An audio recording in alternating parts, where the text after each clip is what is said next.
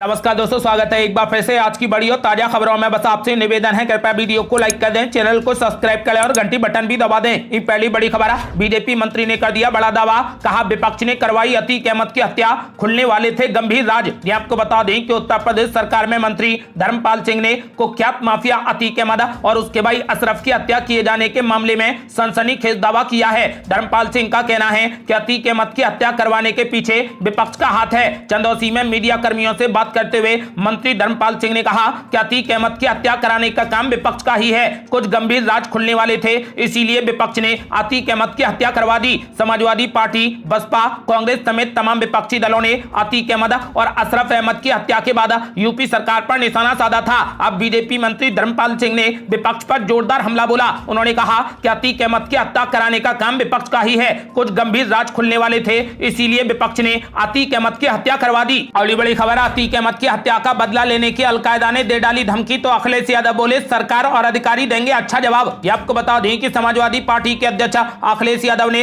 लखनऊ में ऐशबाग स्थित ईदगाह पहुंचकर सभी को ईद की बधाई दी। इस मौके पर उन्होंने कहा कि जातिगत जनगणना होनी चाहिए, जातिगत जनगणना से ही राम राज्य आएगा और तभी देश और प्रदेश का विकास हो सकता है। अतीक अशरफ की हत्या के बाद अलकायदा की भारत को दी गई धमकी की बात पर अखिलेश यादव ने सरकार से सवाल करने की बात कही। उनसे जब अतीक अशरफ शूट आउट के बाद अलकायदा की धमकी पर सवाल किया गया तो अखिलेश यादव ने कहा कि ये सवाल अधिकारियों और सरकार से पूछें, इस पर सरकार और अधिकारी ही अच्छा जवाब देंगे। अगली बड़ी खबर, स्कूल नौकरी घोटाले में सीबीआई ने कसा शिकंजा, बंगाल और कर्नाटक में मारे ताबड़तोड़ छापे, 100 करोड़ से ज्यादा का है पूरा घोटाला। ये आपको बता दें कि सीबीआई ने पश्चिम बंगाल में स्कूल नौकरी घोटाले की जांच के संबंध में पश्चिम बंगाल और कर्नाटक में 6 अलग अलग स्थानों पर छापेमारी की। एजेंसी के एक वरिष्ठ अधिकारी ने इस बात की जानकारी दी। सीबीआई के अधिकारियों ने तृणमूल कांग्रेस के मेहता क्षेत्र से विधायक तापस साहा और उनके सहायक के आवास और कार्यालय में 15 घंटे तक तलाशी अभियान चलाया। आपको बता दें कि घोटाले के सिलसिले में पूर्व मंत्री पार्थ चटर्जी सहित सत्तारूढ़ दल टीएमसी के कई नेताओं को पहले ही गिरफ्तार किया जा चुका है। सीबीआई के अनुसार 2014 और 2021 के बीच में पूरे पश्चिम बंगाल में सरकारी स्कूलों में शिक्षकों और कर्मचारियों को नियुक्त करने के लिए टीएमसी नेताओं द्वारा कथित तौर पर 100 करोड़ रुपए से अधिक की राशि जुटाई गई थी। आपको बता दें कि ये घोटाला 100 करोड़ से ज्यादा का है, जिसमें सीबीआई लगातार ताबड़तोड़ छापे मार रही है।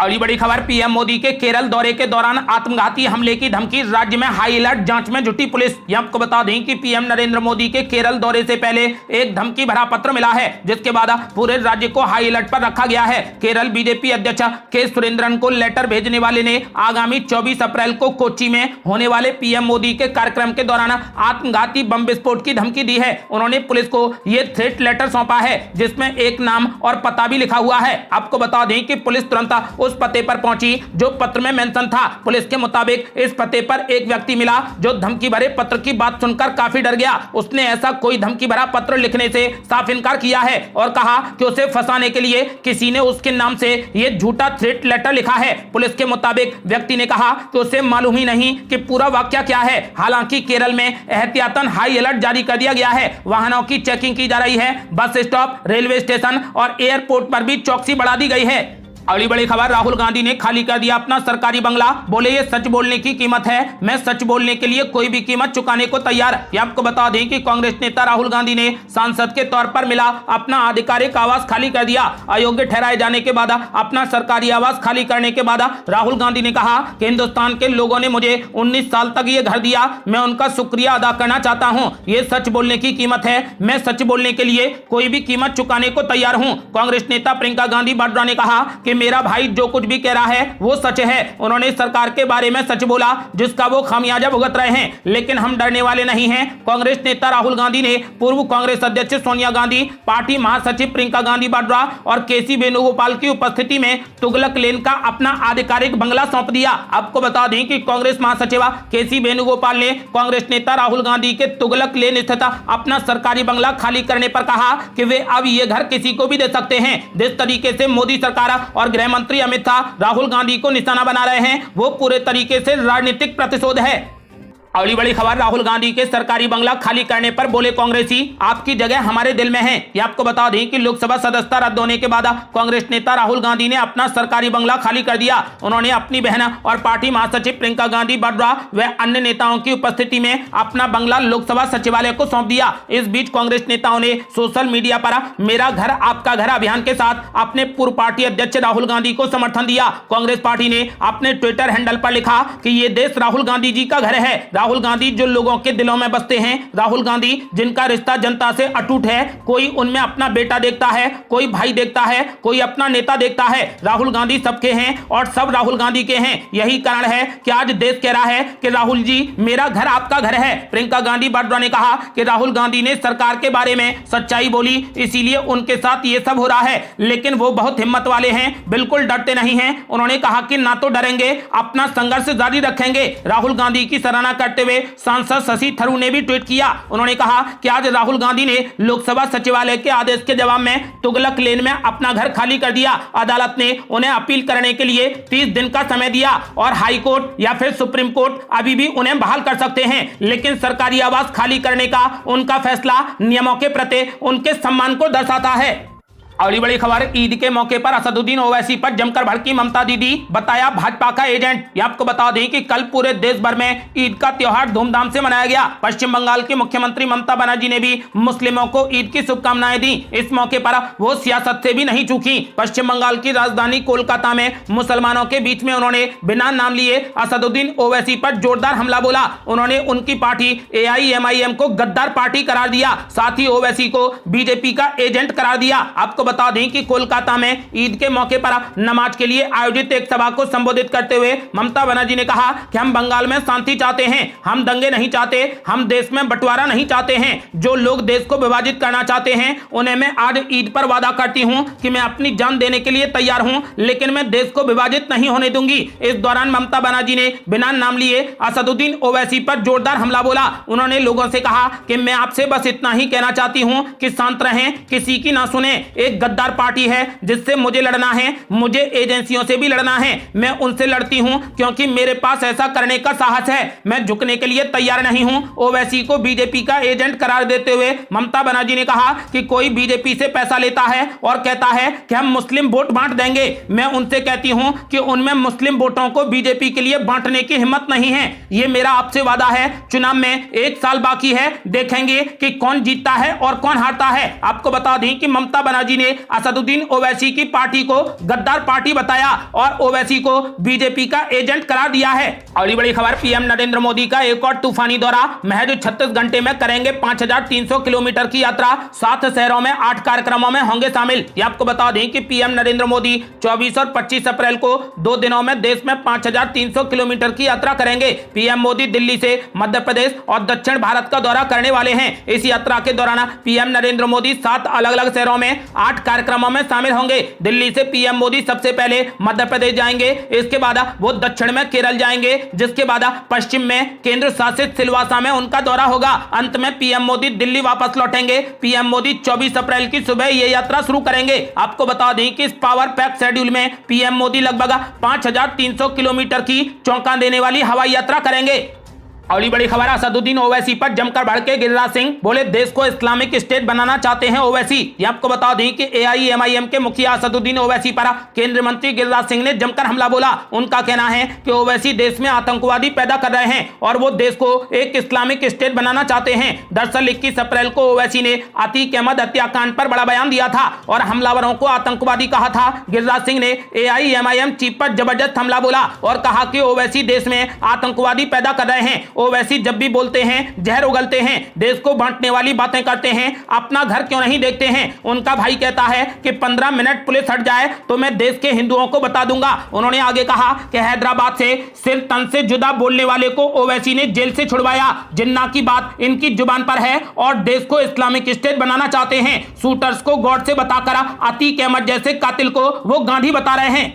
अगली बड़ी खबर, मुख्यमंत्री ममता बनर्जी ने बीजेपी पर बोला जोरदार हमला, कहा जान दे देंगे लेकिन एनआरसी लागू नहीं होने देंगे। ये आपको बता दें कि पश्चिम बंगाल के मुख्यमंत्री ममता बनर्जी ने भाजपा पर तीखा हमला बोला। ईद के मौके पर आयोजित एक कार्यक्रम में ममता बनर्जी ने कहा कि अगर हम लोग मिल गए तो उनकी कुर्सी चली जाएगी। उन्होंने आह्वान किया कि 2024 में लोकसभा चुनाव है, जो लोग बाहर काम करते हैं वो चुनाव के समय जरूर आए। उन्होंने कहा कि आपको किसी से डरने की जरूरत नहीं है, हम मिलकर लड़ेंगे। ममता बनर्जी ने यहाँ रेड रोड पर आयोजित कार्यक्रम में कहा कि हम जान दे देंगे लेकिन एनआरसी लागू होने नहीं देंगे, हम जिंदगी दे देंगे लेकिन देश को टुकड़ा होने नहीं देंगे, हम शांति चाहते हैं लेकिन किसी के आगे सिर नहीं झुकाएंगे, हम गद्दार पार्टी एजेंसी से लड़ने के लिए तैयार हैं। उन्होंने कहा कि आप शांति से रहें। उन्होंने सभी को ईद की मुबारक दी। उन्होंने कहा कि इतिहास बदला जा रहा है, संविधान बदला जा रहा है, अगर लोकतंत्र चला गया तो सब कुछ चला जाएगा। विभाजनकारी शक्तियों के खिलाफ एक होकर लड़ना होगा, अगर हम मिल गए तो उनकी कुर्सी चली जाएगी। ममता बनर्जी ने कहा कि किसी के बहकावे में नहीं आना है। भाजपा लगातार बंगाल में अशांति फैलाने की कोशिश कर रही है। उन्होंने कहा कि आप किसी के बहकावे में ना आए, सभी शांति से रहें। केंद्र पर इतिहास बदलने का आरोप लगाते हुए ममता बनर्जी ने कहा कि जब लोकतंत्र जाता है तो सब कुछ जाता है, देश का संविधान और इतिहास बदला जा रहा है। उन्होंने कहा कि अब बंगाल में एनआरसी लागू करने की कोशिश हो रही है लेकिन मैं ऐसा कुछ भी नहीं होने दूंगी। उन्होंने कहा कि मेरी जान चली जाए लेकिन मैं एनआरसी लागू नहीं होने दूंगी। अगली बड़ी खबर है, ममता बनर्जी पर फायर हो गई भाजपा। शहनवाज हुसैन बोले आपको बांटने के लिए ईद का ही दिन मिला था। ये आपको बता दें कि बीजेपी ने ममता बनर्जी के बयान पर जोरदार निशाना साधा। बीजेपी की तरफ से ममता बनर्जी के द्वारा ईद के दिन दिए गए बयान को लेकर बीजेपी पार्टी के राष्ट्रीय प्रवक्ता और पूर्व केंद्रीय मंत्री सैयद शहनवाज हुसैन ने जोरदार हमला बोला। शहनवाज हुसैन ने कहा कि ईद का दिन सबको गले लगाने का है, गिले शिकवे भुलाकर एक नई राह शुरू करने का होता है, लेकिन ममता बनर्जी ने अपनी विभाजनकारी राजनीति के लिए ईद का ही दिन चुना। बीजेपी नेता शहनवाज हुसैन ने आरोप लगाया कि ममता बनर्जी ईद के दिन ही मुसलमानों को भड़का रही हैं। उन्होंने कहा कि रामनवमी सवाल नहीं पाई लेकिन ईद के दिन भड़का रही हैं। आज मोहब्बत की बात करनी चाहिए लेकिन किस तरीके की जुबान बोल रही हैं। उन्होंने ममता बनर्जी के बयान को दुर्भाग्यपूर्ण बताया। शहनवाज हुसैन ने कहा कि इस मुल्क की अकलियत मिलकर रह रही है और भारत के मुसलमानों के लिए नरेंद्र मोदी जैसे नेता और भारत जैसा देश नहीं मिल सकता। अगली बड़ी खबर, 2024 चुनाव से पहले पूरे देश में मॉडल कानून को लागू करने की तैयारी, रिपोर्ट का इंतजार। ये आपको बता दें कि राम मंदिर निर्माण और अनुच्छेद 370 खत्म करने संबंधी अपने दो सबसे अहम वादे निभा चुकी भाजपा अब आगामी लोकसभा चुनाव से पहले अपनी विचारधारा से जुड़ा तीसरा अहम वादा पूरा करने की तैयारी में है। देश भर में समान नागरिक संहिता लागू करने के लिए सरकार और विधि आयोग को उत्तराखंड सरकार द्वारा जस्टिस रंजना देसाई की अध्यक्षता में गठित कमेटी की रिपोर्ट का इंतजार है। सरकार इसी रिपोर्ट के आधार पर समान नागरिक संहिता को पूरे देश में लागू करने के लिए मॉडल कानून को बनाने की तैयारी में है। गौरतलब है कि देसाई कमेटी रिपोर्ट पेश करने से पहले अंतिम चरण की बैठक कर रही है। कमेटी ने इस संदर्भ में मिले करीब 2.5 लाख सुझावों का अध्ययन कर लिया है। इसके अलावा करीब सभी हितधारकों से संवाद के बाद कमेटी रिपोर्ट को अंतिम रूप देने के लिए बैठकें कर रही है। उम्मीद जताई जा रही है कि कमेटी मई या फिर जून महीने के मध्य तक रिपोर्ट पेश कर देगी। उत्तराखंड की तर्ज पर गुजरात और मध्य प्रदेश सरकार ने भी समान नागरिक संहिता लागू करने का वादा किया है। केंद्र सरकार की तरह इन दो राज्य सरकारों को भी जस्टिस रंजना कमेटी की रिपोर्ट का इंतजार है। समान नागरिक संहिता कानून पर गुजरात कैबिनेट मोहर भी लगा चुकी है। भाजपा इस मामले में जनसंख्या नियंत्रण कानून की तर्ज पर कदम उठा सकती है। गौरतलब है कि जनसंख्या नियंत्रण के लिए पहले पार्टी शासित राज्यों असम और उत्तर प्रदेश ने कदम उठाए। इसके बाद कई और पार्टी शासित राज्यों ने इसमें दिलचस्पी दिखाई। सूत्रों का कहना है कि समान नागरिक संहिता मामले में भी भाजपा यही रणनीति अपना सकती है। इसके तहत पहले कुछ राज्य इसे लागू करें और बाद में इसे पूरे देश में लागू किया जाए। अगली बड़ी खबर, राजस्थान में एक बार फिर से भड़की आरक्षण की आग। भरतपुर में राजमार्ग जाम, इंटरनेट किया गया बंद, पुलिस फोर्स की गई तैनात। ये आपको बता दें कि राजस्थान में एक बार फिर से आरक्षण की आग भड़क उठी है। पूर्वी राजस्थान में भरतपुर जिले में सैनी समाज ने 12% आरक्षण की मांग को लेकर फिर से आंदोलन शुरू कर दिया है। सैनी समाज के लोग अपनी मांगों को लेकर शुक्रवार से नदबई इलाके में राष्ट्रीय राजमार्ग जाम करके बैठे हैं। हालात को देखते हुए जिला प्रशासन ने भरतपुर जिले के नदबई, वैर और भुसावर इलाके में इंटरनेट बैन कर दिया है। सुरक्षा व्यवस्था के लिए भारी पुलिस फोर्स तैनात की गई है।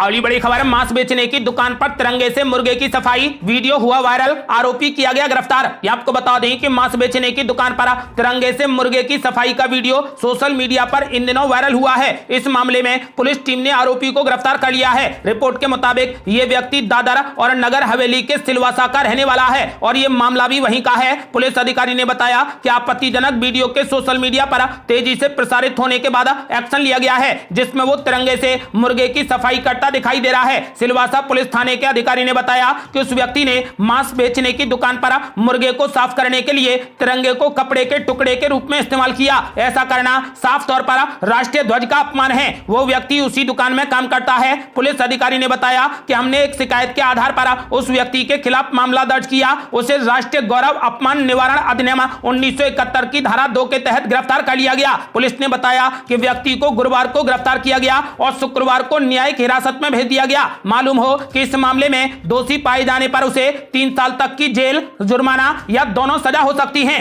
अगली बड़ी खबर, कांग्रेस नेता डीके शिव कुमार ने बीजेपी पर लगाए गंभीर आरोप। कहा, कांग्रेस उम्मीदवारों के नामांकन को अयोग्य घोषित करने में लगी बीजेपी। ये आपको बता दें कि कर्नाटक में होने वाले विधानसभा चुनाव को लेकर सियासी उठापटक जारी है। ऐसे में सभी पार्टियों के नेता एक दूसरे पर तीखी बयानबाजी करने का एक भी अवसर नहीं छोड़ रहे। ऐसे में कांग्रेस पार्टी ने एक बार फिर से भाजपा पर निशाना साधा है। कांग्रेस प्रमुख डीके शिव कुमार का कहना है कि भाजपा के नेता उन पर झूठे भ्रष्टाचार के आरोप लगा रहे हैं। वहीं वो कांग्रेस उम्मीदवारों के नामांकन को अयोग्य घोषित करने की कोशिश में लगे हैं। डीके शिव कुमार ने पत्रकारों से बात करते हुए कहा कि 40% कमीशन की बात तो दूर रही, मुझे कभी कोई कमीशन नहीं मिला। उन्होंने कहा कि शोभा करंदलाजे, केएस ईश्वरप्पा और कई अन्य भाजपा नेता मुझ पर आरोप लगा रहे हैं। उन्होंने कहा कि ये सभी बीएस येदियुरप्पा को नष्ट करने की कोशिश कर रहे हैं। उन्होंने कहा कि राज्य का चुनाव सिर्फ 40% भ्रष्टाचार पर नहीं टिका है, इस चुनाव में और भी कई बड़े मुद्दे शामिल हैं। वहीं उन्होंने भाजपा की कानूनी टीम और मुख्यमंत्री पर आरोप लगाया कि वो कांग्रेस उम्मीदवारों के नामांकनों को अयोग्य घोषित करने के लिए हर संभव प्रयास कर रहे हैं। उन्होंने भारत निर्वाचन आयोग से मुख्यमंत्री के कॉल रिकॉर्ड को इकट्ठा करने का भी अनुरोध किया है। डीके शिव कुमार ने कहा कि बीजेपी जितना भी जोर लगा ले, लेकिन हम हार नहीं मानेंगे।